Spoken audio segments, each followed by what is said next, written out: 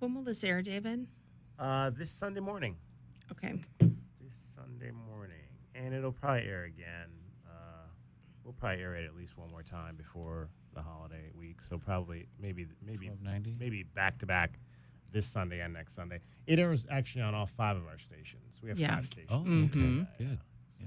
It'll vary. Yeah. it's What time very- Sunday So morning? the FMs air it at 5 a.m. KTUC airs it at 6 a.m. and we air it at 6:30 a.m.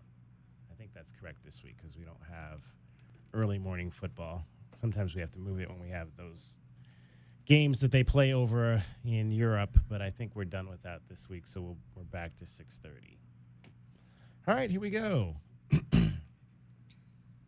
Coming up in 3, 2.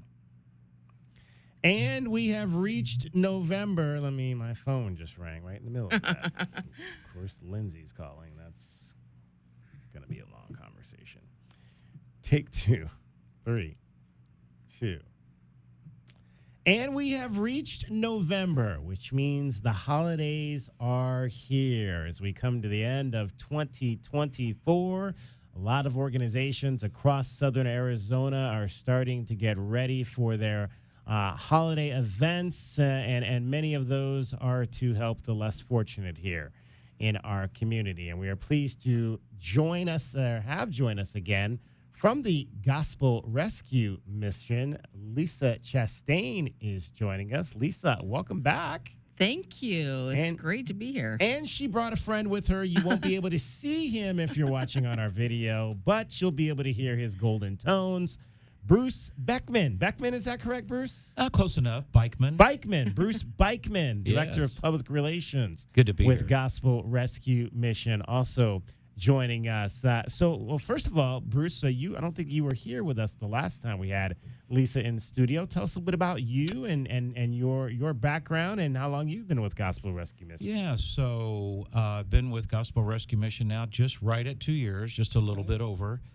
And my role there is communications director. And I received a call about 2.5 years ago from this lady sitting next to me, the CEO of Gospel Rescue Mission, Lisa. I was just minding my own business in Indianapolis, Indiana. Oh, wow. And then I received this call. She brought you out of the Midwest. Yes. Hey, I need you to come visit Tucson. I was like, visit? I'd love to visit Tucson. I love Tucson. And 2 years later, we're still here. Oh, wow. There you go. So, yeah. So you got a long way to go. I've been here for 17 years. Yeah, so now. we packed up from the and, Midwest. Came out to Tucson to be a part of this amazing Gospel Rescue Mission Center of Opportunity here in Tucson. Can't shovel sunshine. You No, can't there you go. shovel Had sunshine. you worked with organizations like this before? Is that why I Lisa had went and not. found you? I had some ministry background, which is how Lisa and I met 36 years ago. Okay. When we were both living in Dallas, Texas at the time. And so, yeah, I was self-employed back in Indianapolis, more in the finance world, and doing some consulting work. And so, yeah, I thought I was in my forever home, our forever home. And then Lisa's quite persuasive. So, yeah, it took one visit and a lot of tears walking through that amazing 9-acre campus. And here we are, just doing amazing work. And it's an honor and privilege to be there every day. I just gave him an opportunity Right? to do what his heart was telling him to do. Wow. Well, why was he the right guy to help you with the message that you want to get out to folks? Yeah, he has the heart for people, and it's all about culture, Gospel Rescue Mission. That's what makes us different. It's not rocket science to help people. Of course, we want to employ those that are compassionate. But our culture is everything to us. Our core values are love, grace, dignity, and respect. And we want every single staff member to emulate that. To serve people is one thing, but to do it because you truly care about the success of that person is another. So Bruce definitely fit our culture. I knew that he was in an area that he might not be entirely satisfied with, and so gave him the opportunity to just come down and check it out, and God did the rest for us. So what has been going on since the last time we talked to you? We talked to you about this time last year as you guys were getting ramped up for your big Thanksgiving celebration. After that, what happens in the early part of the year through this point? What are some of the fun new things and things you guys have been doing over at Gospel Rescue Mission? Well, we serve people 365, and so that's ongoing. David, it's really been an incredible journey. We just celebrated our 5-year anniversary of opening the Center of Opportunity, and it continues to grow. Growing not for the sake of growing, but growing in the needs of what the people that we serve need. So we kind of do an examination of ourselves often, is just number one, are we doing a good job? And number two, what can we do that we're not doing already? And that's really in line with our narrow calling. As you know, the Center of Opportunity is a collaborative campus with 50 different partners there. So Gospel Rescue Mission tries to stay in a narrow lane. But the complexities of homelessness are so vast that we need to partner together with other services to bring them there on our campus. And that doesn't mean that we do it. We just invite them to come and participate on our campus, which we've been fortunate to have a lot of great partners. So where we're at now is that we're still in process with building the dog kennel. I think I talked a little bit of that maybe last time we were here because it's been an idea for 4 years that we have to get it up and running. We have one small dirt pad on our campus, and that's been reserved for the dog kennel for a long time now. And then we're landlocked, and then we have no more land, and then we need more land. So that's still in the works. We also opened and partnered together with Catholic Community Services and opened a 50-bed medical respite center. So that is providing services for those homeless individuals that are in the hospital. They get discharged, but they still need medical attention. It's kind of like when we go to rehab, right? And we can't take them in that state because we're not a medical facility. So they go to medical respite before they're discharged into maybe our care. So it's the first one in Tucson, and it happens to live right there on our campus. And they just opened about 6 months ago, and that's going great. Again, it gives relief of the hospitals. It doesn't displace people, for them to just, die in the desert because of complications. So it's really a benefit to the community, not only for the people that they serve, but also in reducing some of those hospital costs as well. We're chatting with Lisa Chastain. She is the executive director of the Gospel Rescue Mission. I would imagine that piece, just because of all the intricacies in it, in a hospital care, that must have been something very difficult to put together.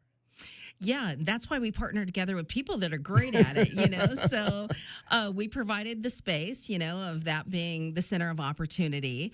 And they did all the fundraising for their facility. And they had actually been in the works for a long time to do it in conjunction with the property in El Rio at at Cherry Bell, where the post office is.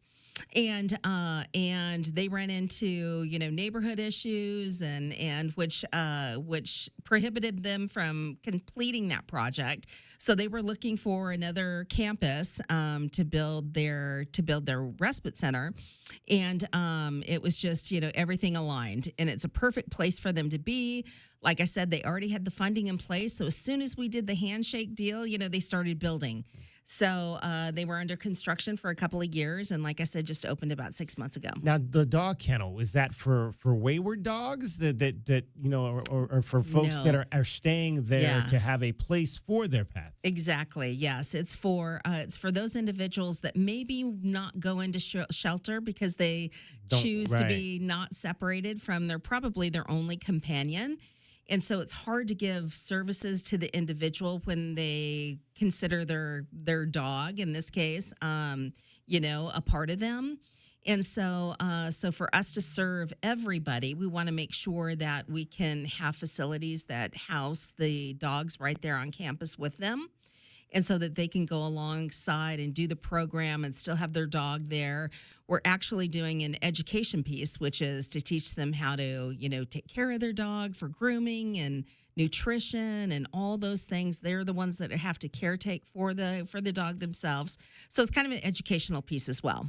So, and Bruce, in terms of your role in that piece of it, are you trying to get this information out to homeless folks that this is now available, an available benefit for them if they are interested in being in or coming under the care of the Gospel Rescue Mission? Well, sure. So, my role is really to be out in the community. And like Lisa shared, we have 50 collaborative partnerships. There are Gospel Rescue Missions. So those partnerships are all aware of what we're doing and what's going on the campus. So all of us working together are getting that voice out right. I'm very active, involved in the chambers, whether it's Oro Valley or Tucson Metro Chamber. And we I'll just use this term, we preach that message every day, right? We have that opportunity on a daily basis to share that, whether it's with the news media outlets or we're doing an interview or anytime we're with our partners. So we're all working together to get that message out to the community. Yeah, I think our communication message, David, is just, it's threefold. It's one, out to the community to let them know the good works that we're doing. Obviously, we're a nonprofit. We fundraise, 365. But also, in addition, to get the word out to the individuals who need it. And also do a plea for volunteers. So it's kind of a three-pronged communication strategy. Thanksgiving is coming up. What do we have planned for this year? Can you believe it? Oh my gosh, it's here. It's upon us. It is. So this is actually the 37th year that Gospel Rescue Mission has been doing this amazing Thanksgiving outreach. It has definitely evolved over the years. During COVID, we started a to-go aspect of it, and so that's kind of stuck, and we've now offered come dine with us, or you can get food to go. The benefit of the dining with us, we kind of make it a festival environment. There's a lot of different services that are available in addition to the food, and it's fun for the kids, live music, kids entertainment. So once again, we'll be preparing about 3,000 meals for the community. And if anybody finds themselves in a time of need, it's hard right now. Groceries are expensive, and please come join us. It's the Wednesday before Thanksgiving, so it's November 27th from 11 to 2 at the H.S. Lopez Family Foundation Center of Opportunity there at 4550 South Palo Verde Road. That is awesome. 3,000 meals. And are you what kind of crowd are you anticipating for that? Oh, we'll give away all 3,000 meals for sure. So yeah, it's amazing. We always go for a target number, and then it just seems to, if we Blossom need more, it past just that. seems to kind of multiply. So we do this on Easter as well. So the last Easter event, it was just, we were packed for the Dine With Us, which is always our preference because we're relationship people. So gives us a chance to get in conversation and see what people really need. I think we took 14 people in on Easter. Just they came for a meal and didn't realize everything that we did and said, hey, I need help. And we did intake on 14 people, and that was unexpected. So that's awesome. Gives us a chance to have a conversation and meet new friends, and if they need more help, to get them inside so they can get more help. Where are you at capacity at this point, or close to capacity? Yeah, we've been at about 90% capacity for the last 4 months, I would say. Which is great. It's heartbreaking to have an empty bed because there's such a need. So we've been pretty full, and we've got, a great staff that is, that's prepared, for full capacity. And, but we would like to see every single bed, every single night full. But then we would have the heartbreaking choice of turning people away. So yeah, if you know somebody who needs help, I often talk about the Center of Opportunity is, if you really want to end homelessness in your life, there's no excuses there. Right. Because we have everything from shelter to job programs to job training to addiction recovery, mental health, medical, dental. We have lawyers coming pro bono to work people out of their legal entanglements. We actually hold court there. We have a judge that comes presides, and the list goes on because like I said, there's a lot of obstacles, that take somebody from homeless to self-sufficiency. And we have all the solutions there at the Center of Opportunity. And I was just kind of maybe going back to that question I'd asked Bruce earlier, just about getting that message out there. If I'm a homeless person, but I have no idea about this, do you have canvassers that go out and say, hey, if they see somebody on the street or in the park and they say, hey, here's this opportunity if you're interested? How does that work? Of course. The underground network of the homeless clientele is better than any advertising that we can put out there. So Right. I'm pretty sure everybody knows all of the resources that they have in this town. But sure, we do outreach. We partner together with other outreach teams that disseminate the information and give people a choice depending on what their needs are. And we're certainly part of that list. Anything happening for the Christmas holidays? Of course, we always do up Christmas, and we have a Christmas decorating party, which we need all volunteers. So if you're a great, Christmas decorator and you haven't had enough at home, then we could use you there. So right after Thanksgiving, we break it down and we start Christmas, and we decorate the whole entire campus. And start preparing the Christmas party for the guests. Bruce, if people want to donate gifts, what are you guys most looking for in that respect? Oh, my. So, hey, we are still taking canned good items. We still need turkeys for the blessings to go. Even though we're getting close, they've been cooking turkeys every day in preparation, right? I think we go through about 250, 275 turkeys just for Thanksgiving. So if you're out there, whether it's you can drop that off right there at 4550 South Palo Verde Road, right there on the south side at the Center of Opportunity, and we can take that right there. We're set up for that. If you're wanting to give it other ways, that is also our donation drop-off, where we take household items, we take furniture, clothing, which obviously goes back to the guests that we serve. So multiple ways to give, and if you don't have time to shop, hey, you can always go online and give financially, and we can use that money to buy the goods and services that we need. And that is grmtucson.com. Absolutely. Is the website for the Gospel Rescue Mission. Their annual Thanksgiving celebration coming up Wednesday, the 27th. Times on that? 11 to 2. 11 a.m. To 2 p.m. at the facility out on Palo Verde Road. Appreciate you guys for stopping by and letting the folks know once again on the fabulous work that you all are doing here in this community. Thank you for having me. Thank you for helping us. It was a joy to be get here. the word Thank out. You. Absolutely. Thank And you as so we like much. to say, when the second camera's not working, pay absolute attention to that man behind the curtain. Right there. Behind the curtain. Oh, thanks for having us on.